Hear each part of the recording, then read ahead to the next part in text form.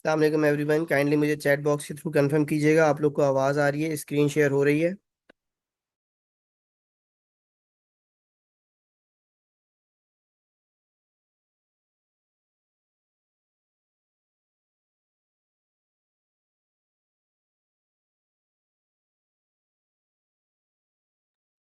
Thank you so very much, thank you so much. अच्छा जी। Last class में हम जो है वो सेक्शन 4, जो कि हमारा चार्जिंग सेक्शन है, उसमें जो इम्पोर्टेंट पॉइंट्स थे हम उनको एक्सप्लोर कर रहे हैं, हम उनको देख रहे हैं। हमने कहा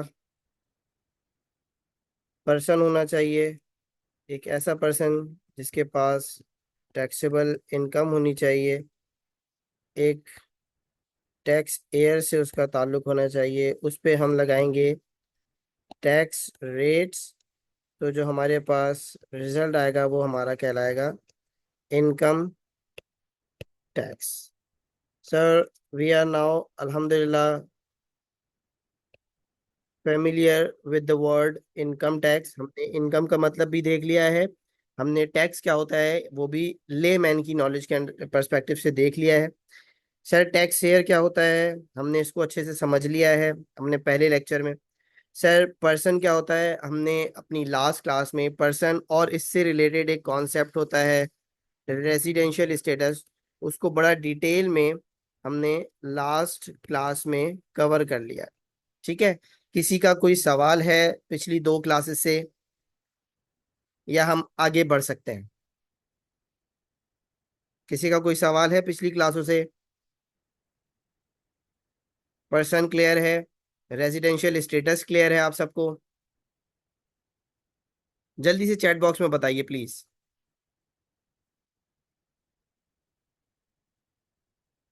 ठीक हो गया, जबरदस्त। अच्छा, now we are discussing tax rates. पहले हम जो चीजें हैं, रिक्वायर्ड चीजें, उनको देख लें, क्योंकि हमारा टैक्सेबल इनकम का जो एरिया है ये तो एक फुली डिटेल्ड एरिया है। इंशाल्लाह कोशिश करेंगे आज यहाँ तक पहुंच जाए। ठीक है, फजल रहमान का सवाल है, बिल्कुल इसको एंटरटेन किया जाता है, इसको एंटरटेन करते हैं। फजल रहमान का सवाल ये है कि सर, हमने आपने बताया कि देयर आर 3 टाइप्स ऑफ टैक्सेयर्स। ठीक है, normal tax air, special tax air, and the third one is transitional tax air. ठीक है, नॉर्मल टैक्स ईयर की बात करें तो नॉर्मल टैक्स ईयर के बारे में वो कहता है इट्स अ 12 मंथ्स पीरियड। ठीक है, और अगर आपका फर्स्ट ईयर है, फर्स्ट ईयर रजिस्ट्रेशन है, तो हो सकता है कि आपका नॉर्मल टैक्स ईयर भी 12 मंथ्स का ना हो, 6 मंथ्स का भी हो सकता है, क्योंकि अगर आप रजिस्टर्ड ही जनवरी में हुए तो आपका नॉर्मल टैक्स ईयर एंड हो रहा होगा June 30 पे।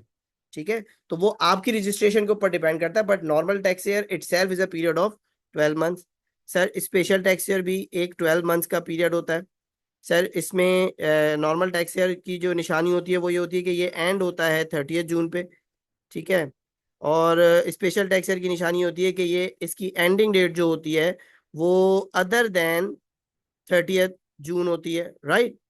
सर, हमने कहा ट्रांजिशनल टैक्स ईयर क्या होता है कि सर फॉर एग्जांपल मैं नॉर्मल टैक्स ईयर से अगर स्पेशल टैक्स ईयर पे मूव कर रहा हूँ, या मेरे पास स्पेशल टैक्स ईयर और मैं नॉर्मल टैक्स ईयर पे मूव कर रहा हूँ। अब फॉर एग्जांपल मैं एग्जांपल ये दे रहा हूँ कि मेरे पास एक नॉर्मल टैक्स ईयर था 1 जुलाई 2021 से लेके 30 जून 2022। क्या ये नॉर्मल टैक्स ईयर है? सब मुत्तफिक हैं इस पे? और जल्दी, अगर मुत्तफिक है तो जल्दी से मुझे बताइए नॉर्मल टैक्स ईयर कौन सा है, इसको क्या नाम दूं? नॉर्मल टैक्स ईयर, जल्दी से बताइए नॉर्मल टैक्स ईयर कौन सा है ये, इसका क्या नाम होगा? इसको डिनोट कैसे करूंगा? जबरदस्त अली रजा, और 2-3 शहादतें मौसूल हो जाएं, जल्दी जल्दी। नॉर्मल टैक्स ईयर कौन सा है ये? Fazlur Rahman Vaniya, normal tax year 2022। जबरदस्त। सर, हमें ये नॉर्मल टैक्स ईयर सूट नहीं कर रहा, हमें ये नॉर्मल टैक्स ईयर सूट नहीं कर रहा। और एक सेकेंड,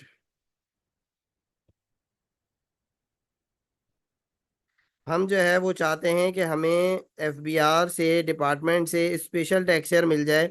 अब वो स्पेशल टैक्सर कुछ भी हो सकता है, जो आप बोले वो रख लेते हैं। बताइए, जनवरी से रखें स्पेशल टैक्स ईयर, या नवंबर से रखें, या अक्टूबर से रखें, कहाँ से रखना चाह रहे हैं आप? Fazal Rahman, it's up to you. आप जहां से बोलेंगे वहां से नॉर्मल टैक्स ईयर रखते हैं।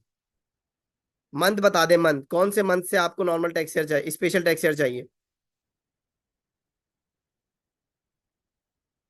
अगर मेरी डिस्क्रिप्शन पे रखेंगे तो मैं कुछ भी रख सकता हूँ। चलें सर, मैं कह रहा हूँ आपने कहा कि मुझे 1 नवंबर से दे दें, ठीक है? 1 नवंबर से आपको स्पेशल टैक्स 30 सितंबर पे एंड करना है, या 30 सितंबर पे आपने स्टार्ट करना है? 1 अक्टूबर एंड करना, 30 सितंबर पे, ठीक है। ठीक है, हमने कहा भाई 30 सितंबर पे आपने एंड करना है, ठीक है। तो ये स्टार्ट कब होगा?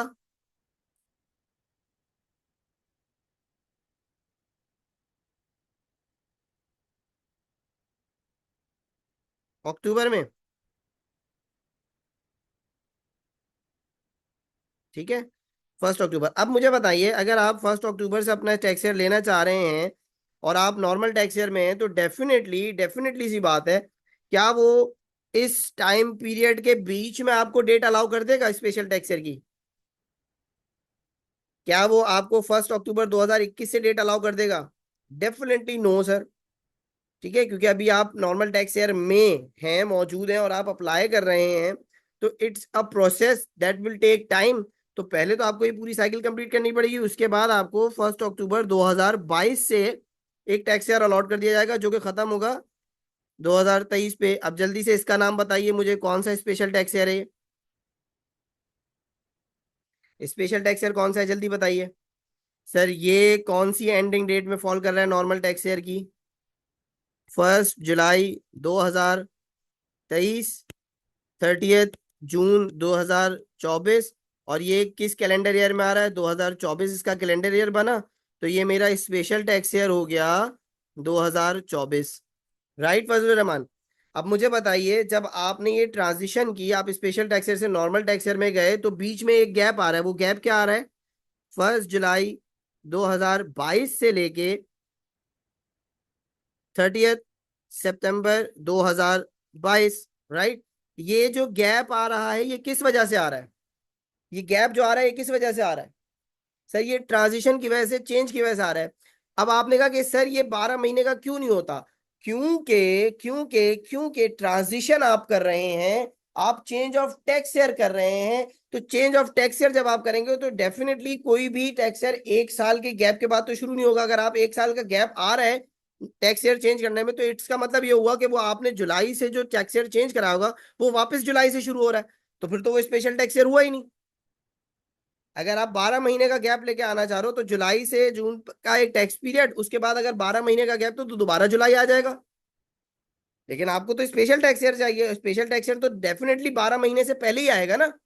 तो इसीलिए जो गैप होता है, ये 12 मंथ से कम होता है। ये 2 महीने भी हो सकते हैं, ये 8 महीने भी हो सकते हैं, ये 4 महीने भी हो सकते हैं, ये 11 महीने भी हो सकते हैं, लेकिन ये 12 महीने नहीं हो सकते। अब बात समझ में आ रही है? तो ये मेरा क्या कहलाएगा? ये मेरा ट्रांजिशनल टैक्स ईयर कहलाएगा, transitional tax year 2023। It is understood? अब क्लियर है फजलुर रहमान? चलिए जी। अब सर हम बात करने जा रहे हैं टैक्स रेट्स के ऊपर, ठीक है। हमारे पास बेसिकली कितने टैक्स पेयर्स मौजूद हैं? हमारे पास जो टैक्स पेयर मौजूद हैं वो है एक इंडिविजुअल, ठीक है। एक हमारे पास टैक्स पेयर की क्लास मौजूद है एओपी, एक पर्सन जो मौजूद है, और एक हमारे पास पर्सन है कंपनी। इन तीनों की हमें टैक्सेशन करनी है, राइट? फेडरल गवर्नमेंट की टैक्सेशन होती नहीं है, बाकी जो नॉन रेजिडेंट है उनकी हमें बात करनी नहीं है। अगर हम टैक्स रेट्स की बात करते हैं इंडिविजुअल, एओपी और कंपनी, तो पहले तो ये देख लीजिए कि there are 3 types of tax rates. कितनी तरीके के टैक्स रेट्स होते हैं, कोई बताएगा मुझे? There are 3 types of tax rates. Anyone जो कंट्रीब्यूट करना चाहे, भले गलत ही सही, कोई बात नहीं, we are here to learn. गलती करेंगे सीखेंगे। कौन कौन से 3 टाइप्स के रेट टैक्स रेट्स होते हैं? एक मैं हिंट दे देता हूं। फ्लैट टैक्स रेट्स मींस के whether your income is 100,000, whether your income is 600,000, whether your income is 100 million, whether your income is 500 million, आपकी इनकम कुछ भी हो, आपके ऊपर जो टैक्स रेट्स अप्लाई होंगे वो होंगे फ्लैट। फॉर एग्जाम्पल, मैं एग्जाम्पल देता हूं, आप खुद मुझे बताइएगा मैं किसकी एग्जाम्पल दे रहा हूं। 29% या लेट से 20%। अब इनकम कुछ भी हो, टैक्स रेट 29% है, तो बताइए ये कौन सा टैक्स रेट कहलाएगा? फ्लैट टैक्स रेट्स, जिसका ताल्लुक इनकम से कोई नहीं है, ये एक फिक्स्ड परसेंटेज हमने प्रिस्क्राइब कर दी है। अब मुझे बताइए, क्या ये जो मैंने एग्जाम्पल बताई टाइप ऑफ टैक्स रेट्स, ये हमारे कौन से टैक्स पेयर के ऊपर अप्लाई हो रहा है? थोड़ी बहुत तो नॉलेज होगी।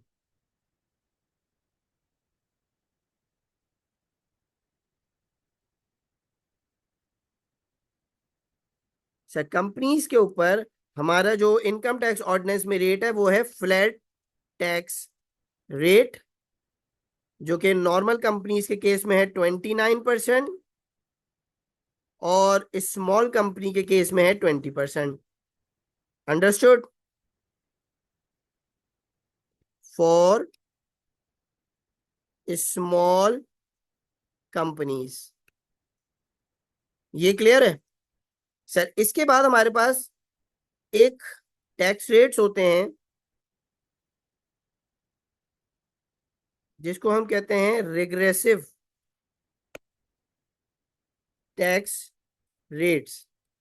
ये क्या होते हैं सर, और आप मुझे बताइएगा कि क्या ये आपकी कंट्री में एग्जिस्ट करते हैं? रिग्रेसिव टैक्स रेट्स का मतलब है जितनी आपकी इनकम ज्यादा होगी उतना आपका रेट कम होगा। फॉर एग्जाम्पल, 10 रुपए की इनकम पे 5% टैक्स है, 20 रुपए की इनकम पे 2.5% टैक्स है, 30 रुपए की इनकम पे, मैं 10 मिलियन कह रहा हूं, चलें इसको मिलियन कर दें, 10 मिलियन पे 5%, 20 मिलियन पे 2.5%, 30 मिलियन पर 1%। ये क्या हो रहा है? इनकम बढ़ रही है और टैक्स रेट्स कम हो रहे हैं। रिग्रेसिव टैक्स रेट्स, क्या ये टैक्स रेट्स की टाइप्स आपकी कंट्री में एग्जिस्ट करती है? क्या पाकिस्तान में रिग्रेसिव टैक्स रेट्स एग्जिस्ट करते हैं? नहीं। क्या ये प्रैक्टिकली एग्जिस्ट करते हैं? Yes sir. डेवलप्ड कंट्रीज में ये टैक्स रेट्स एग्जिस्ट करते हैं। किसी भी इनकम की स्ट्रीम को, किसी भी काम को अगर कोई डेवलप्ड कंट्री प्रोमोट करना चाहती है तो वो रेग्रेसिव टैक्स रेट्स यूज करती है, क्योंकि इससे क्या होगा, उससे जो इस इनकम को अर्न करेगा वो कोशिश करेगा कि मेरी इनकम ज्यादा से ज्यादा हो, जितनी इनकम मेरी ज्यादा होगी उस हिसाब से मेरे टैक्स रेट्स कम हो जाएंगे। तो ये प्रोमोट करने के लिए रिग्रेसिव टैक्स रेट्स की टाइप यूज की जाती है, जो कि आपकी कंट्री में, हमारे मुल्क में यूज नहीं की जा सकती। फिर एक टाइप होती है हमारी प्रोग्रेसिव टैक्स रेट्स। ये क्या चीज होती है सर? ये क्या चीज होती है कि सर जैसे जैसे आपकी इनकम बढ़ेगी उसी हिसाब से आपके टैक्स रेट्स भी बढ़ेंगे। सर मुझे बताइए, अगर आपकी इनकम 6 लाख है तो कोई टैक्स नहीं है। अगर आपकी इनकम 6 लाख से ज्यादा है, लेट से 12 लाख तक है, तो 5%। अगर आपकी इनकम 12 लाख से ज्यादा है, 24 लाख तक है, तो 2.5%। लेट मी सॉरी, 2.5% कह रहा हूँ, 7.5%। ठीक है, ये कौन सी टाइप हो गई? इनकम बढ़ रही है, साथ साथ टैक्स रेट्स भी बढ़ रहे हैं, तो ये कौन से टैक्स रेट कहलाएंगे? हमारे प्रोग्रेसिव टैक्स रेट्स। अब आ जाइए यहाँ पे, हमारे जो इंडिविजुअल और एओपी की टैक्स पेयर्स हैं उनके ऊपर जो हमारे टैक्स रेट्स अप्लाई होते हैं वो कौन से हैं? Progressive tax rates. Is that okay? यहां तक सब साथ हो? मींस इंडिविजुअल और एओपी की जैसे जैसे इनकम इंक्रीज होगी उस तरीके से इनकी टैक्स रेट्स भी इंक्रीज होंगे, टैक्स रेट्स भी बढ़ जाएंगे। अच्छा, फर्दर यहाँ पे नोट कर लीजिए कि एओपी के लिए जो हम जो टेबल, अच्छा ये progressive table rates tax rate जो हमें गिवन है वो कहाँ गिवन है? फर्स्ट स्केड्यूल, फर्स्ट शेड्यूल में गिवन है। ठीक है, जब हम फर्स्ट शेड्यूल देखेंगे, मैं ओपन कर लूं अपने पास।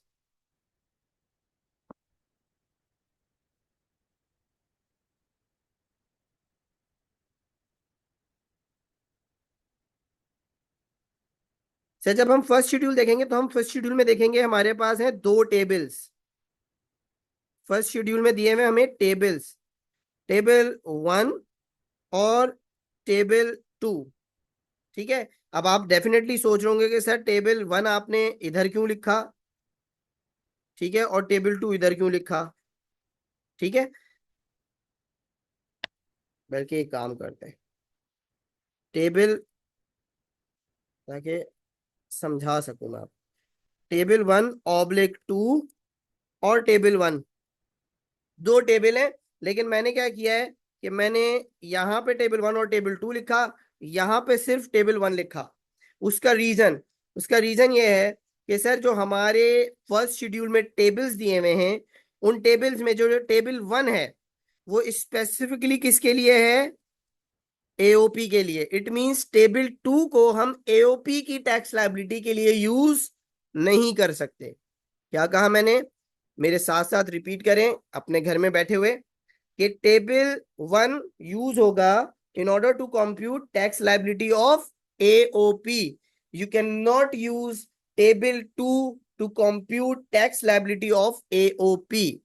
ठीक है, हाँ, इंडिविजुअल के केस में, इंडिविजुअल के केस में हम टेबल 1 भी यूज कर सकते हैं और टेबल 2 भी यूज कर सकते हैं, depending, which depends on income, कि कौन सी इनकम है। यहां तक सब साथ हो? अब मैं जो मुझे इंपॉर्टेंट डिस्कशन है वो आज का यहां है कि इंडिविजुअल के केस में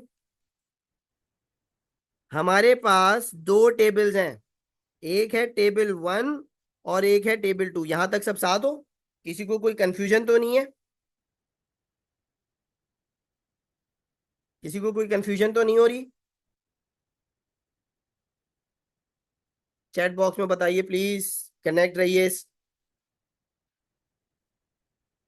ठीक है, तो सर कंपनी के लिए हमारे जो टैक्स रेट्स हैं वो फ्लैट टैक्स रेट है 29%। एओपी के लिए जो हमारा टेबल यूज होगा वो टेबल 1 यूज होगा। आपकी स्क्रीन पे टैक्स टेबल आ रहे हैं। ठीक है, एओपी के लिए जो टेबल यूज होगा वो टेबल 1 है। ठीक है, अच्छा, बिल्कुल रिपीट करते हैं। कंपनीज के लिए हमने कहा कि भाई फ्लैट टैक्स रेट्स हैं। स्मॉल कंपनी के लिए 29%, एनी अदर कंपनी के लिए 29%, बैंकिंग कंपनी का 39%। लेकिन हमने कहा कि इंडिविजुअल के लिए, एओपी के लिए सिर्फ टेबल, देखें यहाँ पे हमने क्या लिखा है, हमने यहाँ लिखा है फॉर इंडिविजुअल्स एंड एओपी। लेकिन टेबल 2 पे हम ऐसा कुछ नहीं लिख रहे, टेबल 2 पे हमने एओपी मेंशन नहीं किया। ठीक है, इसका मतलब ये सिर्फ इंडिविजुअल है और एक स्पेसिफिक क्लास ऑफ इंडिविजुअल है जिसपे टेबल 2 यूज होगा। वो कौन सी क्लास ऑफ पर्सन है अभी हम देख लेते हैं। फजलुर रहमान क्लियर है?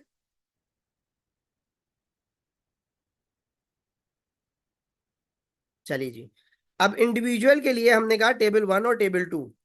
टेबल 1 जो है उसको इंडिविजुअल के केस में हम कहते हैं कि ये है नॉन सैलरीड पर्सन के लिए टेबल।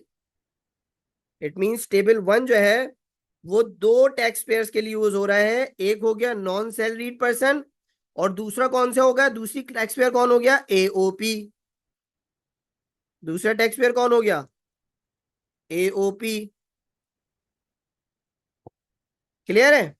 लेकिन टेबल 2 जो है वो यूज होगा हमारे सैलरी क्लास ऑफ पर्सन के लिए, जो आपका तनख्वाहदार तबका है, उसके लिए जो टेबल यूज होगा वो होगा टेबल 2 सैलरीड पर्सन। सर दोनों टेबल्स में फर्क क्या है, दोनों टेबल्स में फर्क क्या है, दोनों टेबल में फर्क यह है कि यहां पे जो टैक्स रेट्स हैं, यहां जो टैक्स रेट्स हैं वो स्लाइटली, स्लाइटली मामूली से स्लाइटली हायर हैं, slightly, not very much, slightly higher हैं। और सैलरीड क्लास में जो हमारे टैक्स रेट्स हैं वो क्या हैं, कंपैरेटिवली, कंपैरेटिवली लो हैं, लो देन नॉन सैलरीड पर्सन। अब सर नॉन सैलरीड पर्सन का क्या मतलब हुआ, कोई मुझे बताएगा।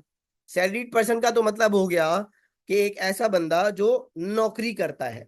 नॉन सैलरीड का मतलब क्या हो गया, कि एक ऐसा बंदा जो जो बिजनेस करता हो, जो प्रॉपर्टी का काम करता हो, मतलब प्रॉपर्टी रेंट पे देता हो, या प्रॉपर्टी, उसके पास अपनी प्रॉपर्टी है वो बेचता है, या उसके पास कोई अदर सोर्स ऑफ इनकम हो।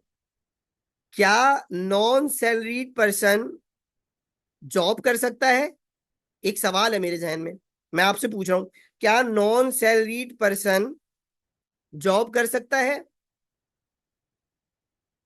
एक सवाल है।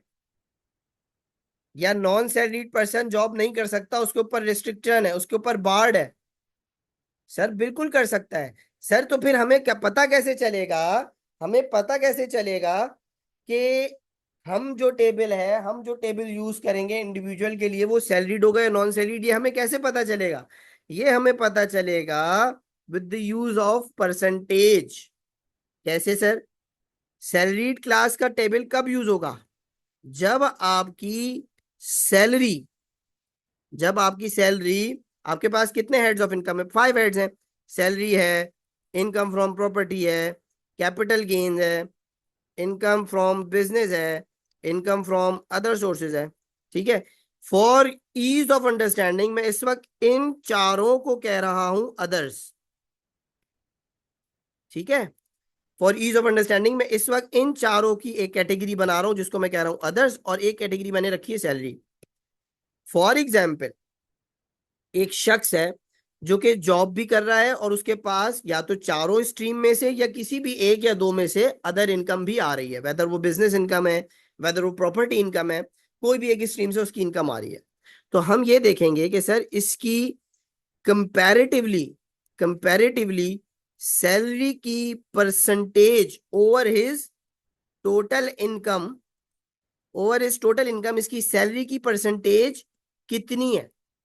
अगर तो ये सैलरी की परसेंटेज 75% से क्या होती है, एक्सीड होती है, एक्सीड करती है। अगर तो सैलरी की परसेंटेज 75% से एक्सीड करती है, नॉट इक्वल टू, एक्सीड 75%, तो हम कहेंगे कि हम इस इंडिविजुअल की टैक्स लायबिलिटी कंप्यूट करने के लिए कौन से टेबल को यूज करेंगे, टेबल 2 को यूज करेंगे, जो कि हमारा है सैलरीड इंडिविजुअल के लिए टेबल। अब फॉर एग्जाम्पल मैं ये कह रहा हूं कि एक शख्स है जिसके पास 8 लाख रुपए की इनकम है फ्रॉम सैलरी, और बाकी अदर्स स्ट्रीम से उसके पास है 2 लाख रुपए। टोटल इनकम कितनी हो गई सर, 1 मिलियन। मुझे बताइए, मुझे बताइए यहां पे मिस्टर ए की सैलरी की परसेंटेज कितनी है, मिस्टर ए की सैलरी की परसेंटेज कितनी बन रही है,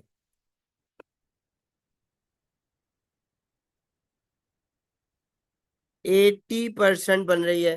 क्या ये 75% से ज्यादा है, डेफिनेटली यस। तो हम क्या करेंगे, हम मिस्टर ए की लायबिलिटी निकालने के लिए कौन सा टेबल यूज करेंगे, टेबल 1 और टेबल 2, टेबल 2, टेबल 2। ठीक है, अब इसको सर समझ लेते हैं और आप लोग आंसर देंगे। मैं कुछ केसेस बना रहा हूं, मैं कुछ केसेस बना रहा हूं। Case number 1, case number 2, case number 3 and case number 4।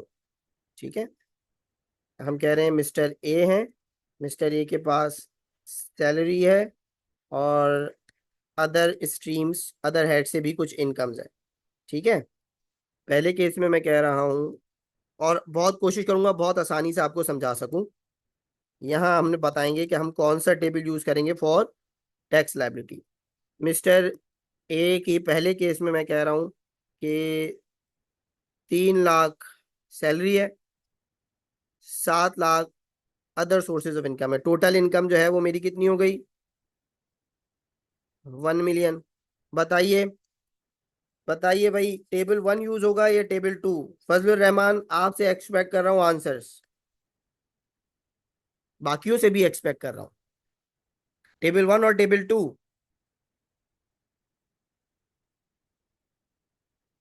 Fazlur Rahman, ठीक है सर।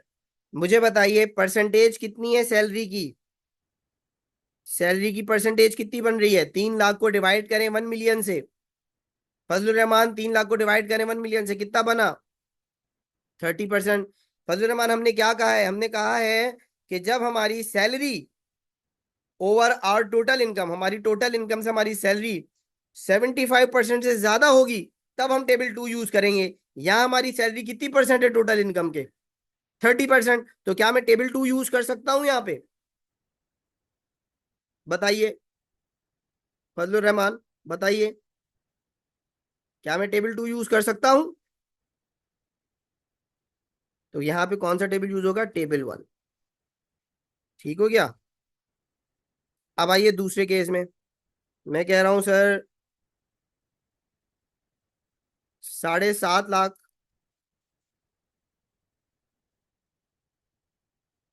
मेरी सैलरी है, 2.5 लाख अदर इनकम्स हैं।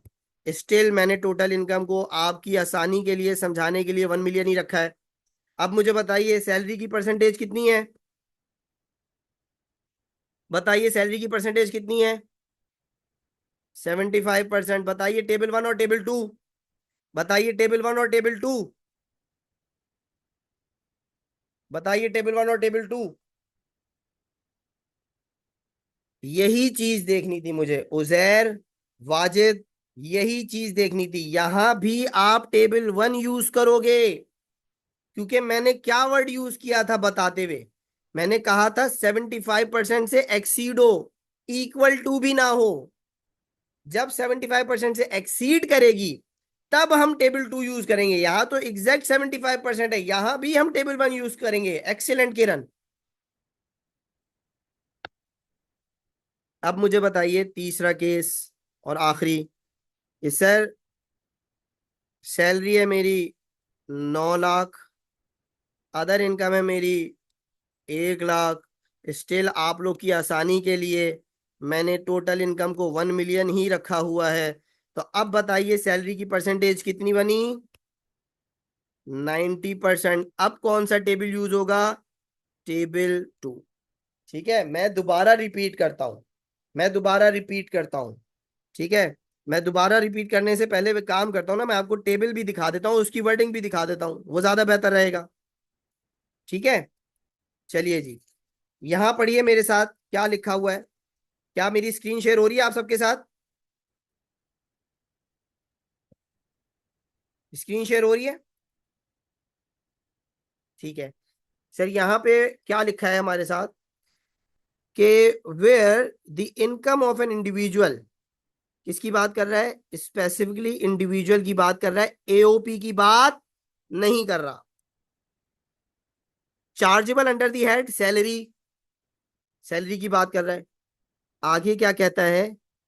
एक्सीड 75%, मतलब 75% से ज्यादा हो ऑफिस टैक्सेबल इनकम, जितनी भी उसकी टैक्सेबल इनकम है, उस टैक्सेबल इनकम में जो सैलरी का पोर्शन हो, अगर वो 75% से क्या हो? ज्यादा हो।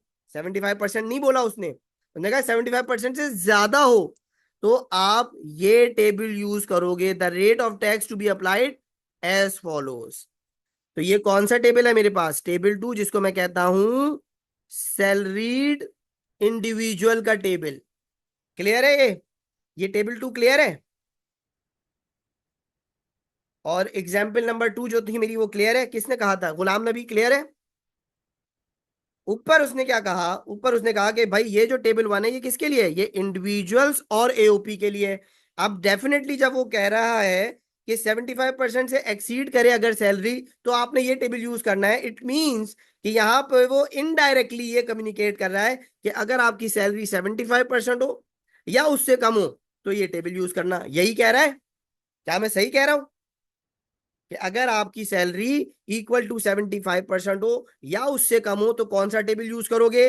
टेबल 1 यूज करोगे।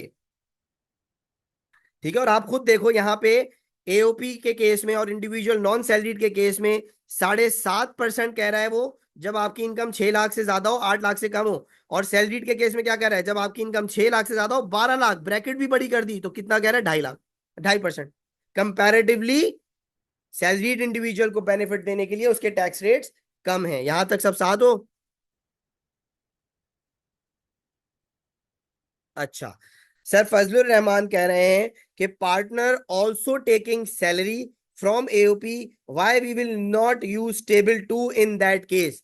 पहली चीज, जब हम एओपी पढ़ेंगे, जब हम इनकम फ्रॉम बिजनेस पढ़ेंगे, तो वहां पे हम देखेंगे कि पार्टनर्स सैलरी लें, पार्टनर्स कमीशन लें, पार्टनर्स एओपी लें, पहली चीज तो वो डिसअलाउ है कि वो पार्टनर्स अपने आप को सैलरी कमीशन नहीं दे सकते। ठीक है। और अगर वो फॉर इनके इंस्टेंस कि वो सैलरी कमीशन ये लेते भी हैं तो वो सैलरी नहीं कहलाती, वो उनकी एक तरीके से प्रॉफिट की विड्रॉल कहलाता है कि वो अपने प्रॉफिट में से विड्रॉ कर रहे हैं, उसको सैलरी नहीं कहते हैं। ठीक है। आप एक पार्टनरशिप, एक एओपी के पार्टनर हो, आप अपने आप को सैलरी दोगे, वो विड्रॉल ऑफ प्रॉफिट होता है। ठीक है फजलुर रहमान, प्रैक्टिकली सोचो ना। ठीक है। यहां तक सब साथ हो? किसी को कोई कंफ्यूजन टैक्स रेट्स में?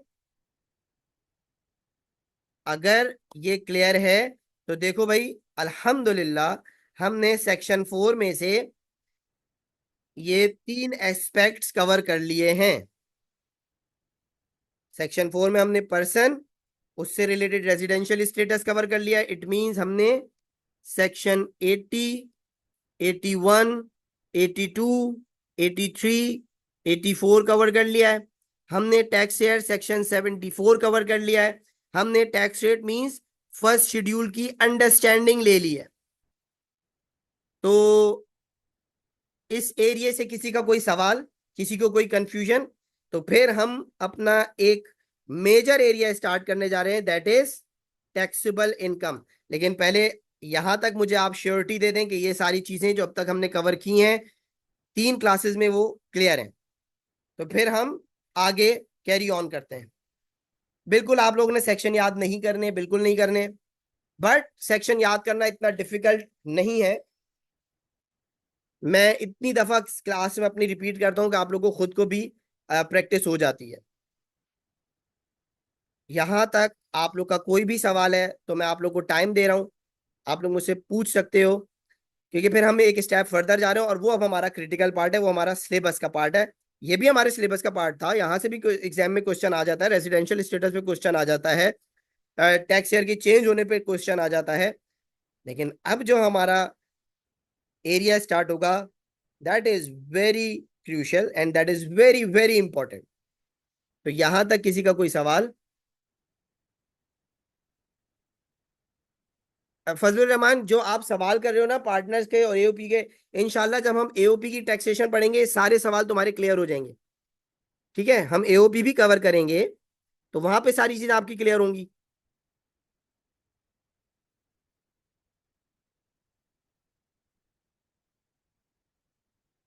अच्छा। भाई हमारी एक स्टूडेंट है और it's a privilege and it's an honour for me कि मैं आप सबको बताऊं कि इस वक्त हमारे क्लास में एक स्टूडेंट मौजूद है जिनका लास्ट अटेम्प्ट में पेपर पास हो गया है। But she was very keen to learn and इनका इंटरेस्ट ये था कि वो स्टिल क्लास ले रही है। उन्होंने अपने पेपर का फैक्ट हमारे साथ शेयर किया है, जो कि बहुत हमारे लिए इंपॉर्टेंट चीज़ है। And we should always thankful to her कि उन्होंने एक पेपर की चीज़ हमारे साथ शेयर की, और डेफिनेटली वो जब तक हमारे साथ रहेंगी क्लास में तो वो हमसे ऐसी इंसाइट शेयर करती रहेंगी जो हमारे लिए बहुत हेल्पफुल होंगी। तो thank you so very much उर्गानून। सवाल इन्होंने बड़ी अच्छी चीज़ हाईलाइट की है। मेरे पास सवाल आया था कि सर क्या सेक्शन याद करने हैं, तो मेरी अंडरस्टैंडिंग ये थी अब तक कि सेक्शन याद करना इतना इंपॉर्टेंट नहीं है। बट इन्होंने एक फैक्ट बताया कि सर पेपर में एक क्वेश्चन आया था जिसमें सेक्शन नंबर मेंशन था और कोई फर्दर डिटेल नहीं थी। सो शी सेड के सेक्शन नंबर याद कर लेने चाहिए, क्योंकि अगर डेफिनेटली अगर आप बता रहे हैं ऐसा क्वेश्चन आया तो आई वुड रिकमेंड कि हम उनको भी देख लेंगे। और इनशाला मुझे उम्मीद है कि जिस तरीके से मैं सेक्शन बार बार कॉल करता हूं ना, तो आप लोग को ड्यूरिंग द लेक्चर ही आप लोग को सेक्शन याद हो जाएंगे। अभी भी मैं आपसे पूछूं तो आप लोग को पता होगा कि हमने सेक्शन 80 में जो है वो पर्सन पढ़ा है, 81 में हमने रेजिडेंशियल स्टेटस पढ़ा है, 82 में हमने रेजिडेंट इंडिविजुअल पढ़ा है, 83 में हमने रेजिडेंट कंपनी पढ़ा है, 84 में हमने रेजिडेंट एओपी पढ़ा है, सेक्शन 74 में हमने टैक्सियर पढ़ा है। ठीक है, तो thank you so very much कानून for sharing this wonderful insight. And I believe कि दूसरे स्टूडेंट को ये पॉइंट क्लियर हो गया होगा। सर टेबल 2 में थर्ड बता दें टैक्स रेट। अच्छा, अभी उजैर नदीम देख लेते हैं टेबल 2 में थर्ड।